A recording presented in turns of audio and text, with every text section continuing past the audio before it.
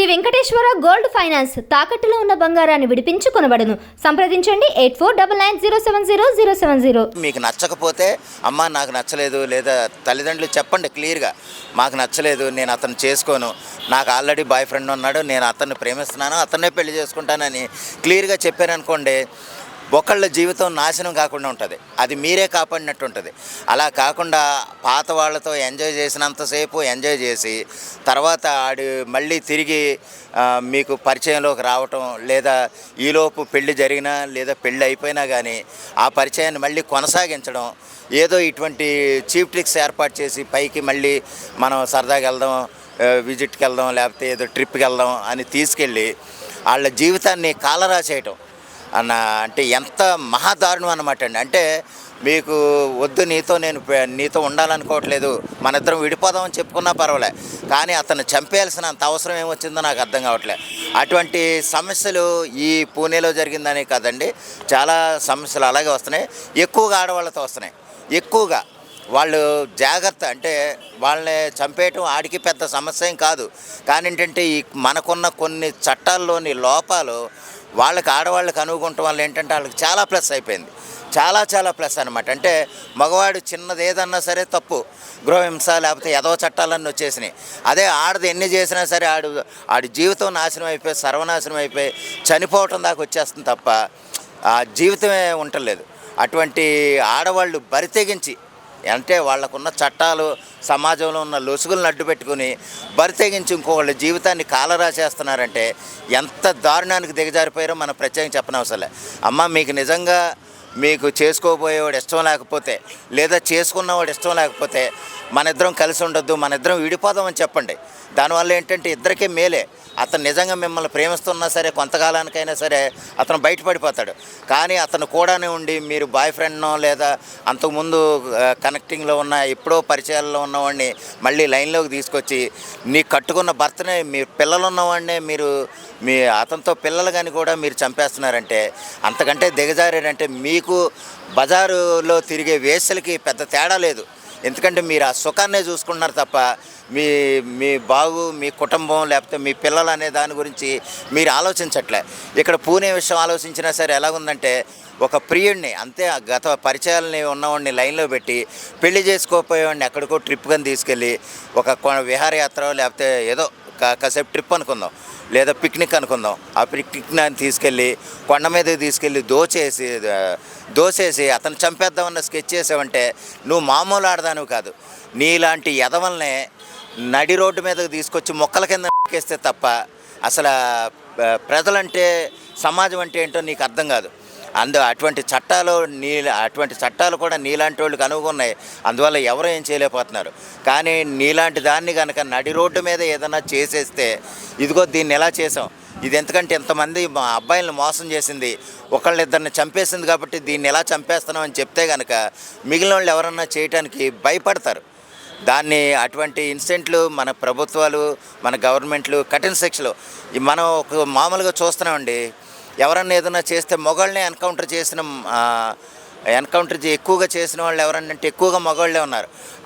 ఒక్క ఆడదాన్ని కూడా ఎన్కౌంటర్ చేసి చంపేసిన వాళ్ళు లేరు. కానీ ఇటువంటి ఎదవల్ని నడి రోడ్డు మీద ఎన్కౌంటర్ చేయాలి.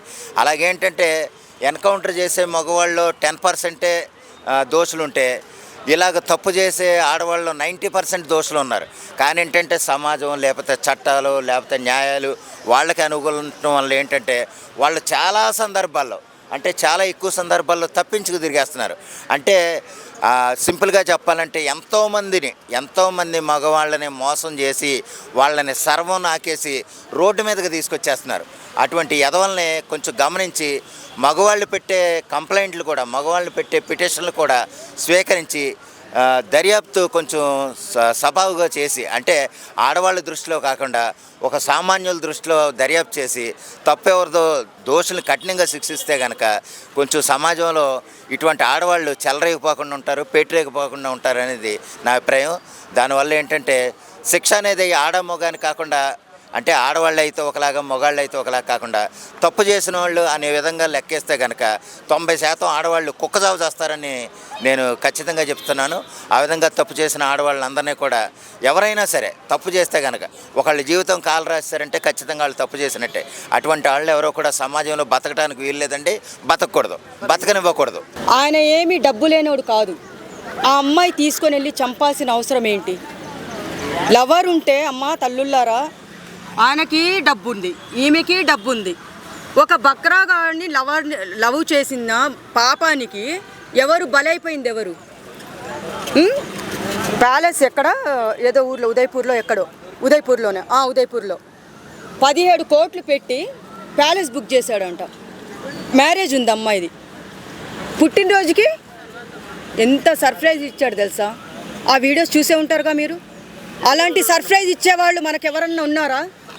ఒక బర్త్డేకి కేకు కూడా తీసుకొని వచ్చి కట్ చేపించే నాదుడు లేడు. అలాంటిది అంత డబ్బున్నోడిని తీసుకొని పోయేసి అంత తోసి చంపేసిందంటే ఒక లవర్ కోసము. సరే, సపోజు ఇష్టం లేని పెళ్ళి, ఒకవేళ ఆమెకి లవర్ ఉన్నాడు కదా, ఇష్టం లేని పెళ్ళి చేస్తున్నారా, పగ తీర్చుకుందా అని కొంతమంది అనుకుంటున్నారు. పెళ్ళి ఇష్టం లేకుంటే చంపడం ఎందుకమ్మా? పోయేసి ఇంట్లో అమ్మ నాన్నతో చెప్పి నాకు ఒక లవర్ ఉన్నాడు, నేను పెళ్లి చేసుకుంటాను, ఆయనతోనే ఉంటాను, నాకొద్దు, అవసరం లేదని చెప్పచ్చు కదా. ప్రాణం తీసే హక్కు ఎవరికి లేదు తెలుసా మీకు? మన చేతుల్లోకి చట్ట అదే ఏదో అంటారు కదా, అలా ఉంది. చట్టాన్ని మన చేతుల్లోకి తీసుకోకూడదు. ఇంకోటి ఏంటంటే ప్రాణం తీసే హక్కు ఎవరికి లేదు. అంత దూరం నుంచి ఇప్పుడు అవంతా డబ్బు, ఎంత డబ్బు ఉంది. వాళ్ళ నాన్న కూడా బిజినెస్ పరంగా కోట్లు సంపాదించాడు. ఈ అబ్బాయి చూస్తే అంత అందంగా లేడు, ఏం లేడు అనుకోవడానికి కూడా అక్కడ లేదయ్యా. చాలా అందంగా ఉన్నాడు అబ్బాయి, హీరోలాగా ఉన్నాడు, చాలా హీరోలాగా ఉన్నాడు. అలాంటి అబ్బాయిని పోగొట్టుకున్నాడంటే ఇప్పుడు కొంతమంది అమ్మాయిలు ఏమనుకుంటారు తెలుసా?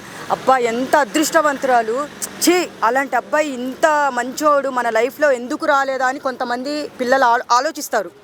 100% ఆలోచిస్తారు. అలాంటి అబ్బాయిని తీసుకొని పోయి చంపిందంటే అది పక్కా ప్లాను. అంటే తీసుకొని పోవడము, చంపడము ఇదేంటి సినిమా స్టోరీ కాదయ్యా.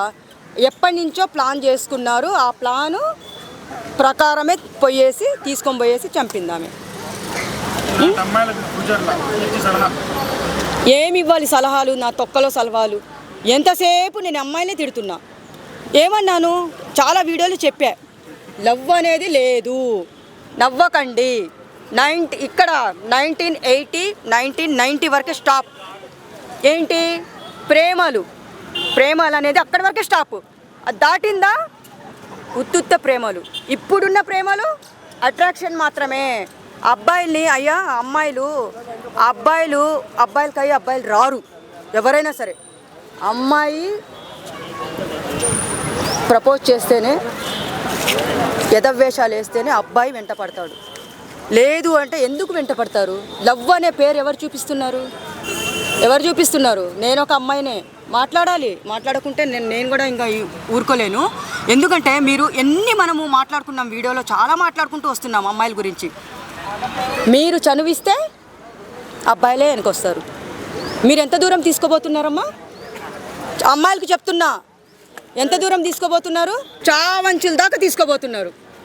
చావంచుల దాకా. పాపం వాళ్ళని వదిలిపెడుతున్నారా? సరే, వాళ్ళ డబ్బు నాశనం, వాళ్ళ జీవితం నాశనం.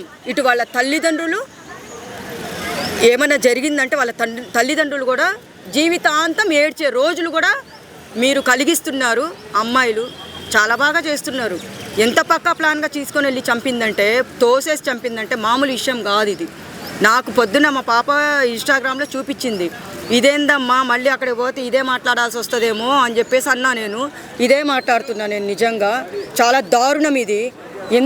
ఎంత కోటీశ్వరుడు, అసలు ఎంత అదృష్టవంతురాలు. ఆ పిల్లోడికి ఏమో ఆస్తులు ఉన్నాయో లేదో కూడా మనకు తెలియదు. అలాంటి అబ్బాయి కోసం, లవర్ కోసం అయ్యా, అలాంటి లవర్కి డబ్బు ఉందో లేదో కూడా మనకు తెలియదు. ఆ అబ్బాయి కోసము ఈ అబ్బాయిని చంపిందంటే మామూలు విషయం కాదు. కఠినమైన శిక్షలు వస్తే బాగుంటుంది అనిపిస్తుంది నాకు. ఎంత కఠినమైన శిక్షలు రావాలంటే ఫుల్ స్టాప్ పెట్టాలి దీనికి.